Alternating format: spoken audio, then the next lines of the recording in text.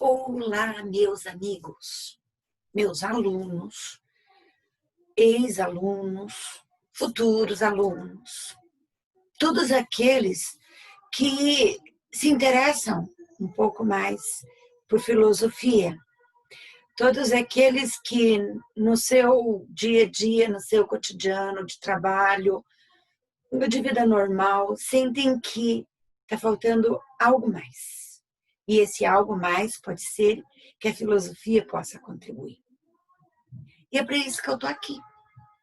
E um dos assuntos que a filosofia trata e que interessa muito as pessoas e que sempre estão me perguntando, e essa provocação é o que me fez ter a ideia de gravar esse vídeo, é a da ética.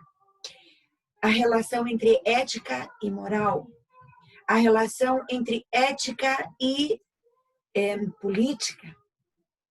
Então, vamos tentar aqui, em vários vídeos, porque o assunto é muito extenso, vai ter várias partes, eu vou compartilhar um pouco com vocês essa questão, esse assunto, tá? Então, vamos lá.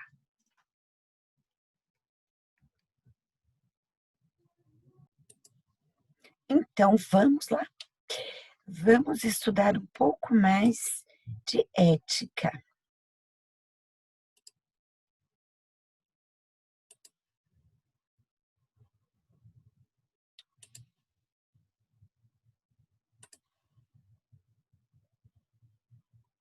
Então, gente, entre os muitos temas da filosofia, nós temos o tema da ética e política. Por que ética e política estão aqui colocados juntos? Porque tem tudo a ver. Historicamente tem tudo a ver e vocês já vão perceber por quê, tá? Então, primeiro, né, começamos dizendo que a ética e a filosofia política são áreas de pesquisa diretamente vinculadas ao mundo da prática. A realidade dos seres humanos em sociedade, com seu universo de valores, suas relações de poder, suas noções de justiça e suas formas de organização social. A ética, especificamente, é o estudo filosófico da moral.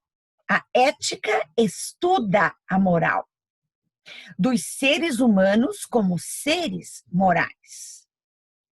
A moral é imanente à vida humana em sociedade, regida por valores que orientam as ações individuais e instituem normas de conduta no âmbito das relações sociais. Compreende valores como bem e mal, certo, errado, justo e injusto. Valores estes que concernem aos comportamentos humanos, em suas intenções e em seus desdobramentos sociais. E isso, gente, em todos os grupos humanos. Todas as sociedades, todos os agrupamentos humanos têm valores de bem e mal, de certo e errado, justo e injusto. Todos. Esses princípios valorativos manifestam-se em juízos de valor, positivos ou negativos, acerca das práticas individuais e suas implicações sociais e fornecem os conteúdos das regras de convivência. Juízo de valor é quando eu afirmo algo, juízo é quando eu afirmo algo sobre alguma coisa. E juízo de valor é quando eu afirmo, dando um valor. Isto é certo, isto é errado, isso é bom, isso é mal. Essas normas que prescrevem as formas supostamente apropriadas de comportamento humano em sociedade. Aquilo que aquela sociedade considera como apropriado. Então, gente, a ética consiste no estudo filosófico dos fundamentos da moral, examinando racionalmente as questões que lhes são pertinentes. Tá? Que questões são essas? Qual a origem dos valores morais? Não é? Por exemplo, Nietzsche escreve um livro chamado Genealogia da Moral, em que ele vai mostrar a origem dos valores morais através da análise filológica das palavras utilizadas nessas valorações morais. O que é o bem? Os valores morais possuem existência objetiva ou são apenas convenções da vida em sociedade? O que caracteriza o ato moral? O que caracteriza a articulação entre individual e coletivo nos domínios da moralidade? O que é virtude? Indagações dessa natureza formam o repertório especulativo da ética. É sobre isso que a ética trata. É sobre isso que ela trabalha, estuda, se aprofunda. Ela não vai perguntar o que nessa sociedade especificamente é considerado correto ou não. Quais são as normas e regras aqui, nessa situação? Ela não pergunta por essas pontualidades, mas ela faz um estudo, não é, dos valores morais. Mas se aquilo é ética, o que é moral? Bom, vamos ver. A moral é valorativa. Ela coloca normas, regras a serem cumpridas. Está nos costumes, nas tradições, nos códigos de conduta profissional e de ambiente de trabalho, nas leis escritas e orais. Ela conduz o viver cotidiano das pessoas como cidadãos, profissionais, membros de uma família, de uma comunidade social e religiosa. Diz o que deve ser feito e o que deve ser evitado. O que cada pessoa pode ou não fazer. Estão vendo? Moral, então, ela é normativa. É interessante, falando dos códigos profissionais, na maioria deles, eles escrevem assim: Código de Ética do Profissional de Contabilidade, Código de Ética da Enfermagem, Código de Ética do Assistente Social, Código de Ética do Engenheiro, do Agrônomo. Interessante, não é? Do advogado. Ele deveria se chamar Código Moral, porque ele estabelece regras a serem cumpridas. Ele não faz estudos filosóficos sobre essas normas. E aí é bom a gente esclarecer um conceito que é o de deontologia. Né? Deontos, do grego, significa dever. Não é? Então, a deontologia é o dever de cada profissão. Então, esses códigos de ética profissional deveriam ser códigos de moral profissional e eles são chamados de deontologia.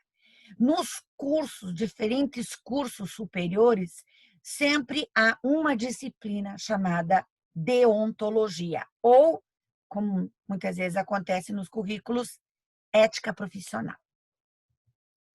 Muito bem, então, gente, uma pessoa moral age de acordo com os costumes e valores de uma determinada sociedade. Ou seja, quem segue as regras é uma pessoa moral. Quem as desobedece, uma pessoa imoral, ou seja, contra a moral. Agora, a ética, por sua vez, é a parte da filosofia que estuda a moral, que reflete e questiona essas regras morais. Então, ao longo da história da filosofia, nós vamos dar uma passagem aqui. Então, nós vamos ver como, muitas vezes, a ética vai questionar as regras morais, os valores morais da sociedade. Então, vamos falar mais aqui agora, concentrar-nos em ética. E sempre nós vamos perceber que vai dar uma entrada, não é? Uma vinculada com a política, porque é impossível, não é, nós fazermos essa desvinculação total. Então, eu vou fazer um repasso aqui com vocês sobre as teorias éticas. Desde a antiguidade, desde o século V antes de Cristo, na Grécia, até o século XX. Nesse primeiro vídeo, nessa primeira parte, nós vamos fazer até os gregos. E depois nós vamos continuar em próximos vídeos, para não ficar pesado demais também, né? Senão ninguém aguenta, certo? Então, vamos lá. Vamos começar lá na Grécia, no século V, onde vai se dar forma às cidades-estado. Então, quando nós falamos em ética, não é? Nós vamos, lembrando, é uma reflexão sobre as questões morais. E o sujeito moral, na Grécia do século V a.C., era igual a ser cidadão. Em grego, o politikos. Polis, a cidade, a sociedade, não é? E aquele homem livre, nascido na polis, ele era o politikos. É o membro da comunidade. Não um sujeito isolado, não é? Mas um sujeito da polis. O sujeito moral é um sujeito da polis. É um politikos. E a política, ela é um exercício da liberdade. Só que é um exercício entre iguais. Por isso, esse conceito de isonomia é fundamental. Né? Então, quando nós pensamos na democracia grega, ateniense especificamente, nós temos dois conceitos aí importantíssimos: o da liberdade e o da isonomia. O que quer dizer isonomia, gente? Iso, igual, nomos, regra, lei. Então, iguais diante da lei. Eles são iguais no confeccionar as leis, todos participam da confecção das leis e na aplicação das leis. É por isso que nós não podemos pensar em democracia como um regime de caos, onde não há lei. Ao contrário, a gente pode dizer que a democracia é aquele regime governado pelas leis. Porque a lei, ela é para todos. E é ela que coloca limites à liberdade. Os gregos, gente, eles sentiram paixão pelo humano, por suas capacidades, por sua energia construtiva. Por isso inventaram a polis, aquela comunidade cidadã em cujo espaço artificial antropocêntrico não governa a necessidade da natureza, nem a vontade dos deuses, mas a liberdade dos homens. Isso é, sua capacidade de raciocinar, de discutir, de escolher e de destituir dirigentes, de criar problemas e propor soluções. O nome pelo qual hoje conhecemos essa invenção grega, a mais revolucionária politicamente falando, que já se produziu na história humana, é democracia. Nesse período clássico da filosofia grega, os filósofos ampliaram as áreas de reflexão, abrangendo as questões morais. Porque os gregos eram, antes de tudo, cidadãos, politikós, membros de uma comunidade. E a ética ligava-se intrinsecamente à política. Não dá para pensar em ética sem política, nem política sem ética. Aliás, a palavra ética vem de ethos. E ethos quer dizer costumes. E onde é que se praticam os costumes? Na polis. Onde é que se aprendem o costume certo e aquele que é errado e que se deve evitar? Na polis. Mas, na vida familiar, se eu falava de isonomia, de igualdade perante as leis, na vida familiar prevalecia desigualdade. Porque as mulheres e os escravos submetiam-se ao poder do chefe. E por que essa desigualdade? Essa inferioridade devia-se ao destino que lhes cabia, de manter a subsistência da vida em atividades relacionadas com o corpo, não com a alma. Então, o escravo pelo trabalho manual. Então, ele usa o corpo. E a mulher pela procriação. Esse é o lugar deles, do escravo e da mulher. O estrangeiro, logicamente, também não era um politikós, porque ele não estava preocupado com aquela cidade, né? Essa visão hierarquizada vinha desde os tempos homéricos, em que aos melhores, os aristós, cabia decidir o destino da cidade. Então, por isso, a aristocracia.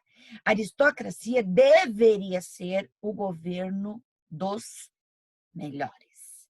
Vamos voltar a isso falando de Platão, ok? Então, por isso, essa desigualdade. Mas olha, gente, nós estamos falando do século V antes de Cristo.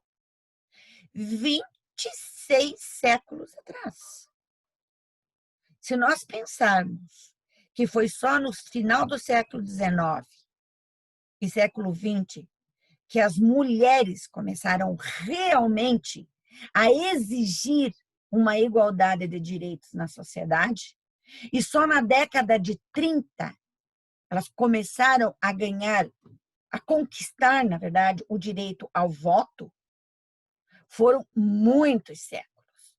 Então, nós não podemos lançar o nosso juízo de valor para uma época tão antiga, né? Muito bem. Continuando aqui, nós já entramos com Platão. E para Platão, a ética e a sabedoria estão intrinsecamente ligadas. São inúmeros os diálogos em que Platão descreve as discussões de Sócrates a respeito das virtudes e da natureza do bem. E ali ele sempre ressalta a convicção de que a virtude identifica-se com a sabedoria e o vício com a ignorância.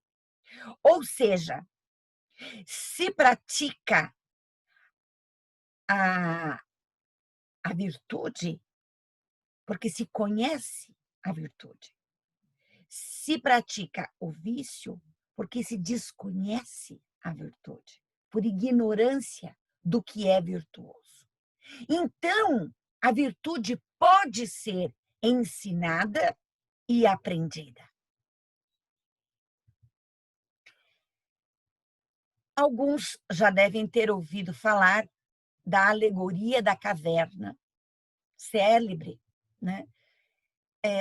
Narrada no livro A República, em que Platão coloca exatamente a ideia do sábio, que é o único capaz de se soltar das amarras que o obrigavam a ver apenas sombras.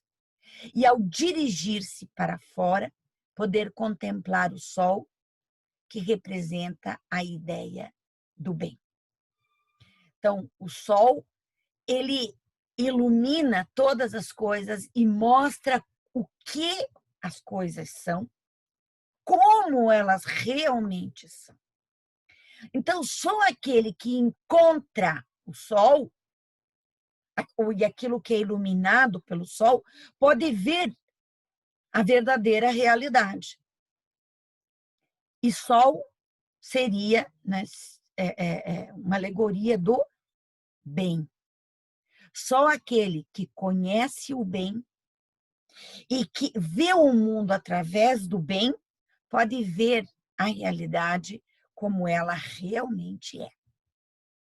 Então, gente, isso aqui significa, dentro desse pensamento, que alcançar o bem relaciona-se com a capacidade de compreender bem. Então, quanto melhor eu conheço, mais perto eu estou do bem. Interessante. Quanto maior o conhecimento, mais perto do bem. Mas é o conhecimento verdadeiro, não o conhecimento das falsas verdades, não é? Que faziam com que Sócrates se debatesse com os sofistas, daqueles que acham que sabem alguma coisa. E diante dos questionamentos de Sócrates, se viam ridicularizados. E por isso armaram aquele tribunal para condená-lo. Que ninguém gosta de que mostrem que os seus saberes são falsos. Hoje diríamos fake news. Platão, ele vai descrever uma cidade ideal, não é? Como seria essa cidade ideal, essa polis ideal, com essa política ideal? Então, ele chama de Calípolis, porque Calípolis quer dizer cidade bela. E essa cidade, ela estaria dividida em 3 estamentos sociais. Atenção, não é nem casta e nem classe social. Casta não é porque nas castas cada um já nasce dentro daquela casta e vai ficar lá até morrer. Não é o caso de Platão, da Calípolis. E não é classe social, porque não há mobilidade entre uma classe e outra. Né? Quais seriam esses 3 estamentos sociais? Os governantes, os guardiões, ou soldados, e os produtores, camponeses, artesãos, comerciantes, né? Aqueles que trabalham com a produção. Em cada um desses estamentos, prevalece um aspecto da alma. Entre os governantes, o aspecto da alma que prevalece é o racional. Entre os guardas, o aspecto que prevalece é o irascível. E entre os produtores, o aspecto que prevalece é o concupiscível. Porque, na verdade, cada pessoa, quando ela nasce, apesar delas ter essas 3 almas, há uma dessas almas que é prevalente nela. Como só o filósofo atinge o nível mais alto de sabedoria, caberia a ele exercer a virtude maior da justiça e, portanto, a função de governar. Aí sim nós teríamos uma verdadeira aristocracia, ou seja, o governo dos melhores. Os filósofos governariam, porque eles são os melhores, eles estão mais preparados e são mais aptos para isso. Mas vocês me perguntariam aqui, prof, e como é que se escolhe quem é que vai ficar num lugar e no outro? Quem que vai ser produtor, quem que vai ser guarda, quem que vai ser governante? Já nasce nesse grupo, é por causa da sua família, como é que é? Mas antes de explicar para vocês como é que é feita essa escolha, vamos entender uma coisa. O Estado, ele seria, de acordo com Platão, nesse estado ideal, essa polis ideal, seria semelhante a cada ser humano.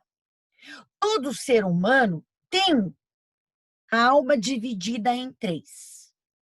Ela tem uma alma, não é, que ela tem a função, não é, da subsistência do corpo humano, tanto a subsistência individual como a da espécie. E ela fica na região do abdômen.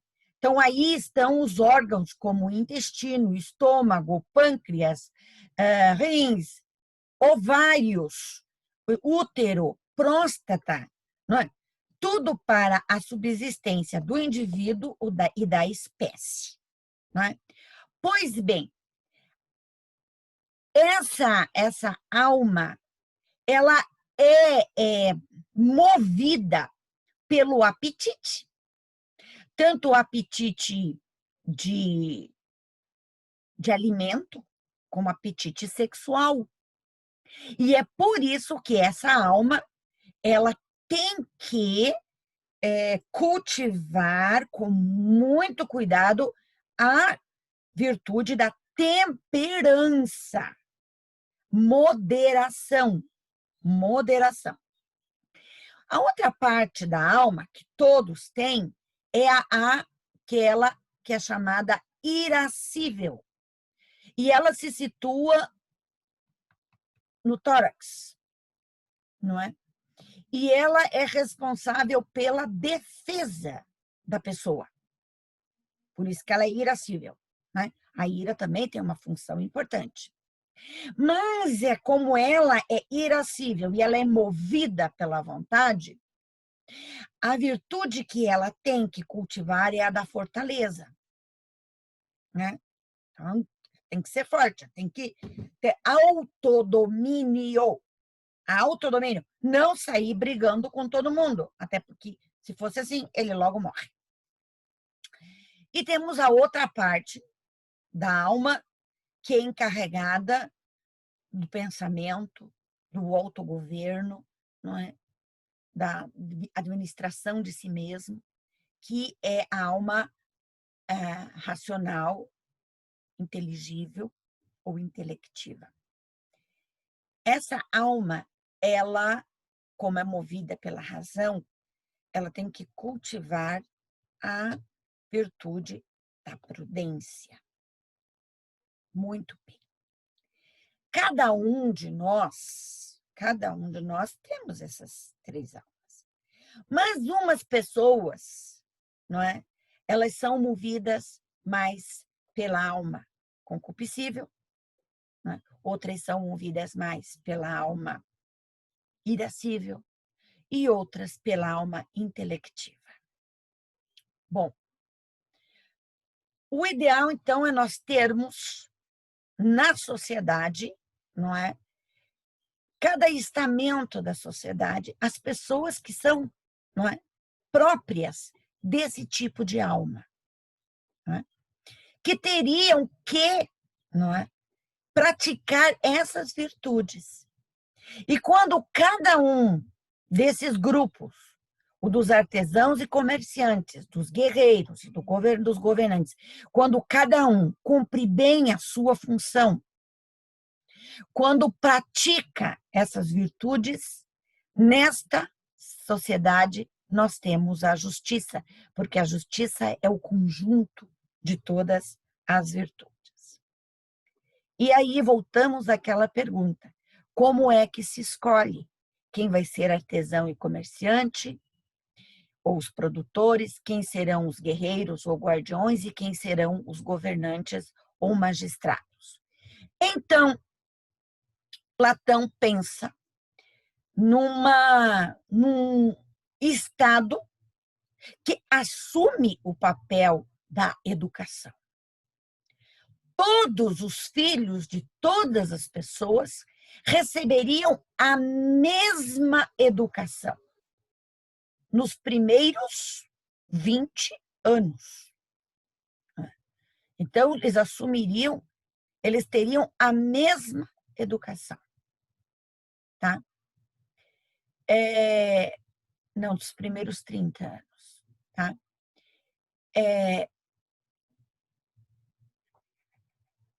Não, os primeiros 20 anos. E aí todos passariam a mesma educação. A mesma. Todos. Por 20 anos. A mesma educação. Principalmente aritmética e música. Né? E a ginástica também. Ginástica para autodomínio, a música para o espírito e a aritmética, porque eles vão ter que fazer bastante contas. Né? Muito bem.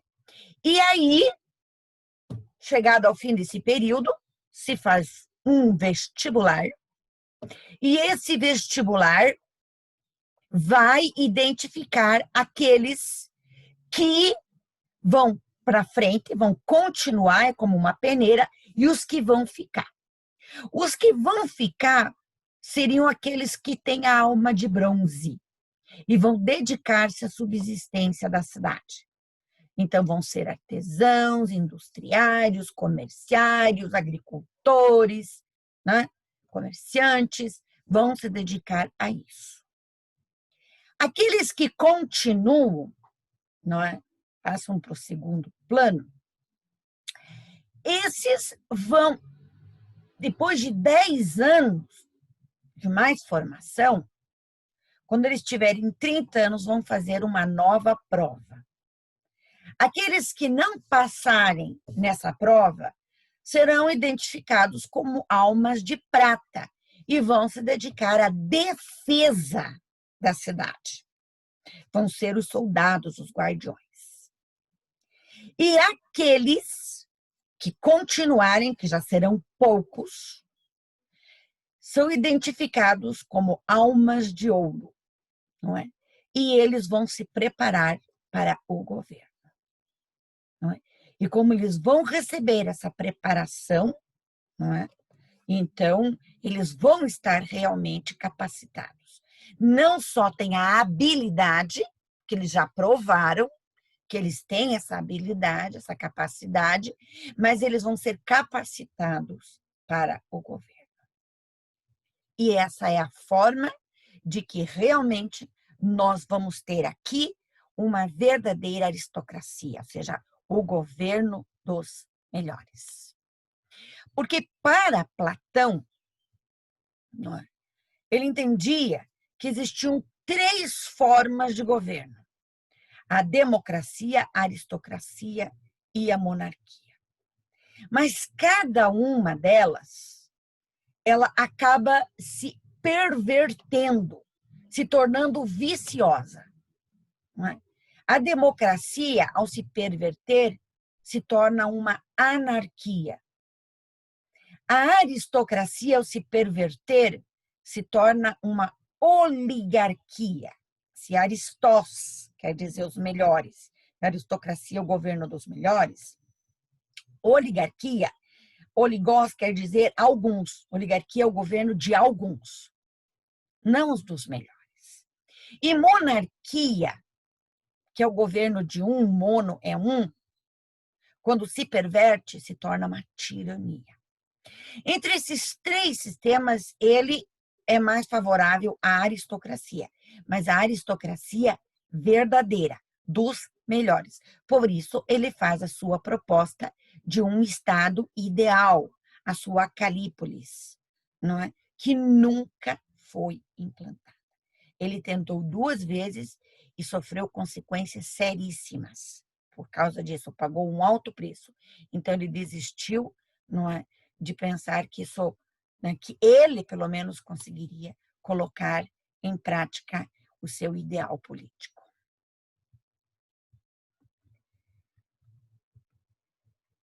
E terminamos Platão com uma frase dele que é para a gente pensar bastante.